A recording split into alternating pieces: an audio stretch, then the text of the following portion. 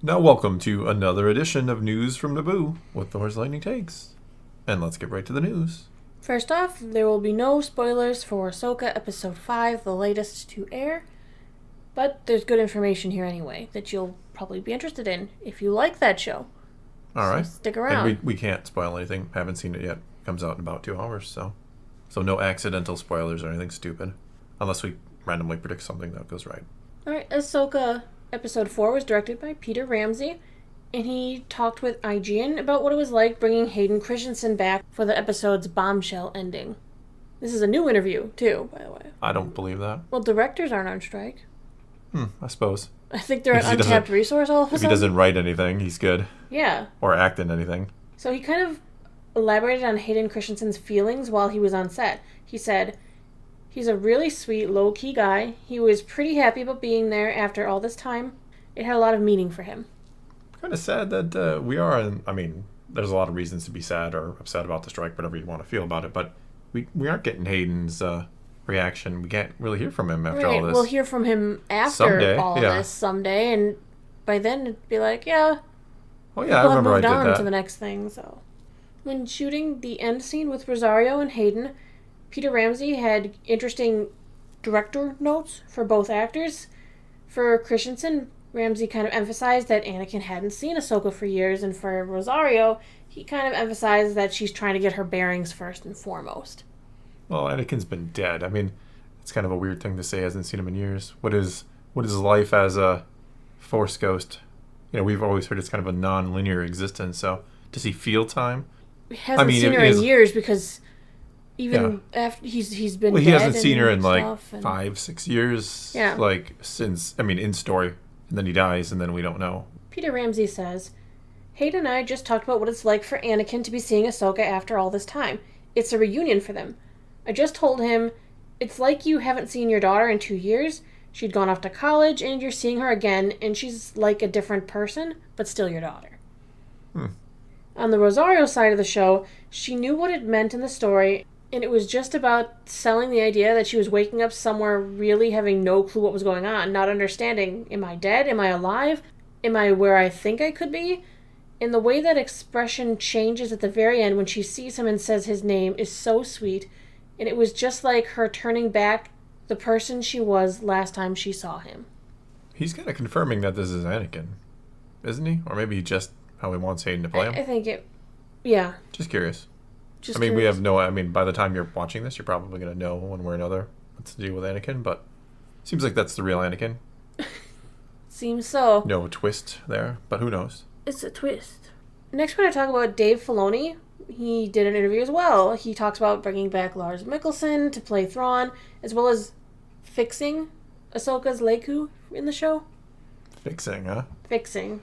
First, he was asked about bringing Lars Mikkelsen back to play Thrawn after Thrawn was Mikkelsen in... Voiced by him, yeah. Yeah. He said, "It was a very considered decision. He was in Rebels, obviously, and I loved working with Lars. He's very fun. It was a very big challenge to cast a voice. How do you find a voice for a character that everyone who read it pictured Thrawn's voice in a different, unique way? Eventually that led me to Lars, and we were all very happy with his performance in Rebels. Coming to this, talking to Jon Favreau, I was like, it's going to be very hard to beat Lars, because Lars is in my head. The sound of his voice is kind of what I write to. But we do our due diligence and we ask ourselves, who else? But I always come back to Lars. You gotta ask yourself honestly, this is it. You get one shot at this. But I couldn't be happier. He looks wonderful in blue. Not everyone does, so that's a factor. It's a unique thing to bring this character to life. Just his presence and stature, there are so many factors he's able to deliver on, and I couldn't be happier."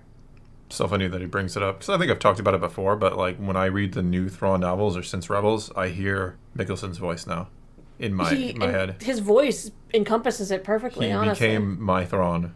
Because I couldn't articulate what like Thrawn sounded to me. I don't know that I ever really thought about. Do you ever really think about what you make the characters sound like when you're reading them? Sometimes but you do. If you're particularly fond of a specific character, they kind of sound like you. But other than that... Fair enough. But I don't know what I don't remember what I made Thrawn sound like, but I certainly, for most books I read, I certainly have characters, especially like books I've loved over the years and read many times. I certainly develop characters for them, which is weird now that I think about it. It's or just maybe not. People do that, man. But yeah, but Thrawn has become, or Mikkelsen has become my Thrawn in my head, which is impressive. Most impressive. I knew you couldn't help yourself. I couldn't. Next, he talked about the process of changing Ahsoka's lekku for the show. In this show, they are much longer, and the blue markings more pronounced than they were in The Mandalorian. I don't know about much longer, but yeah. I feel like they're like 6 inches longer at least. Yeah, but like what we expect, what we've seen other. Well, in Rebels, we saw that they were much, much longer. So yeah, he's trying to get them at least more on par to her animated counterpoint. Why would they shrink? Well, I don't know. She's get older, there's shrinkage, weird things happen. Come on. Filoni said, we had a lot of consideration the first time we did it about the length and how that would affect things, especially when swinging lightsabers and doing stunts. I talked to the team at Legacy Effects, and we all agreed we could do better. We like to make things look better and more true to what everyone pictures this to be. They came up with an incredible design. When I saw it applied, I was like, this makes so much sense. It's lighter for them. It's flexible in a great way. It's the most significant leap in lekku that's happened maybe in Star Wars. They're actually hollow, but sturdy and flexible. Yeah, because you don't want them to just kind of flop around in an unnatural way. Well, you don't want them to be stiff so that they don't have any movement either. Or, yeah. You got to get it to be like a natural appendage, which well, the actor wants to be able to move their head freely. Yeah. So I think they do look better. I'll say that I haven't noticed them. Like when she's fighting or anything, it's not like, oh, geez, that looked awkward. That it kind of flipped the wrong way or something. So I guess that's a win. Can you imagine if you actually had them? I can't, no. It'd be so weird. Still, they're not as bad as Shakti's. Well, Shakti's got some long ones, but Ahsoka comes from the tribe of the short lekku. We've had that theory before about Tales of the Jedi, kind of established that she comes from a short lekku tribe, I suppose. He did it all for the show. So he didn't have to make them very long. If Ahsoka connects with a Purrgil in this next episode, too, or at some point, and goes back to the whole tiger thing in that first episode, he's trying to make Tales of the Jedi be relevant. For some reason, when you said connects with, I immediately thought of Avatar. And I was like, she's going to take her lekku and connect it to a Purrgil tentacle. And yeah, that'd be awkward. I don't know. I could see it. I don't think I want to see it. Whatever. Let's talk about something else. So, Taika Waititi is supposedly doing a Star Wars thing. Totally, yeah. He'll do it someday. He recently talked about that kind of at the Toronto International Film Festival. He was out promoting his next movie, which is Next Goal Wins. Sounds like a soccer movie. Yeah, he got to present Sean Levy with a tribute award as well. And in his speech, he brought up, Levy's past projects as well as his upcoming ones, which includes Star Wars. That he, because Sean Levy is doing a Star Wars movie, and he's supposed to get around to that once he finishes work on Deadpool 3. Well, Taika Waititi decided to do a little roast that kind of came back on himself. It was funny. He said, once he's had his way with the Deadpool franchise, like a cruel and indiscriminate virus, he'll move on to another, and another, and another, and then eventually, probably, Star Wars. And unlike me, maybe this guy manages to finish the script for that. Taika's so funny. It's so weird that we live in a world where I'm like, despite the fact that we have 3 quote-unquote movies on the horizon, I don't feel like we're ever going to see another Star Wars movie. Well, the strikes didn't help, but... Well, sure, but even before the strikes, even when they announced them, I'm like, yeah, right. I know, you're grain of salt to everything. Yeah. I'll believe him when I see him. Joking around. He is supposedly working on it. I don't see it. I know Kathleen Kennedy did say that they were having some trouble putting a third act for it together. He was 2/3 done. Of course, now with the strikes going on, he can't write it all. So I'll believe it when I see it. But I know Sean Levy's working on it. At least when it comes to the Taika Waititi. He did start development on his Star Wars movie though pre-strike. Like, what the funny thing is? Like, there's no reason why he isn't like writing behind the scenes right now.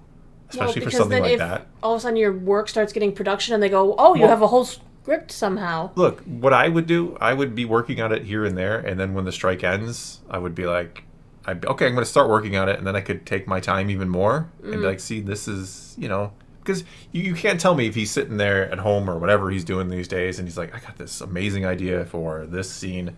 You can't tell me he's not going to go write it down. It's one of those things where I understand that they're not working, yet I'm sure they're working.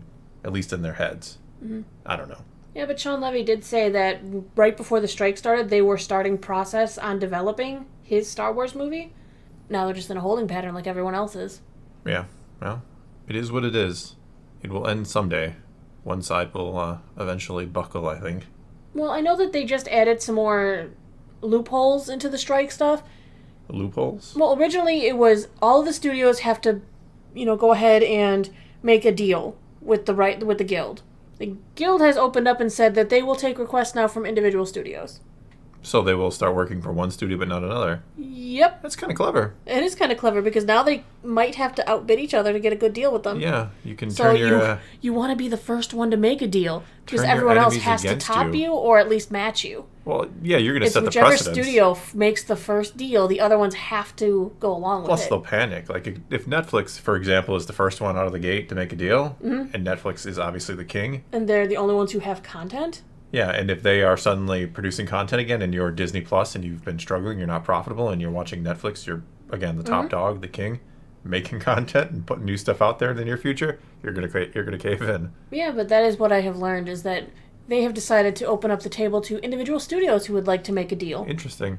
It's a good tactic on their part. Well, it is. And plus, what if one studio is holding another one back going, okay, yeah, we like this deal, we want to make this deal, but another studio is sitting going, no, we can't, we're not taking this deal.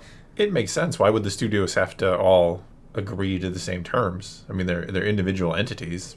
It's about getting the same deal with the guild, though. You know what I'm saying, though. Like, if Disney is being ridiculous with their demands, and Netflix is like, dude, we're ready to, like, we're good. Like, why would they wait for Disney? They have no loyalty to Disney. Again, that's a competitor. But it's nice, though, because in a way, they can force the other one's hands. Yeah, it's a good tactic. Once one makes a deal, the other ones won't have a choice. They have to broker a deal it'll be of some kind. Yeah. Because otherwise you get so far behind that you'll never come back. Yeah, it is what it is. As we said many times before, we've gone into it a little bit. I have still never really looked into all the finer details, so I don't want to take sides. Either way, I'm hoping that an agreement is reached and everyone gets something out of the deal, and that's the point. I hope everybody wins in the end. Though, that just never works out that way, does it? All right, well, that is going to be all we got for you this time.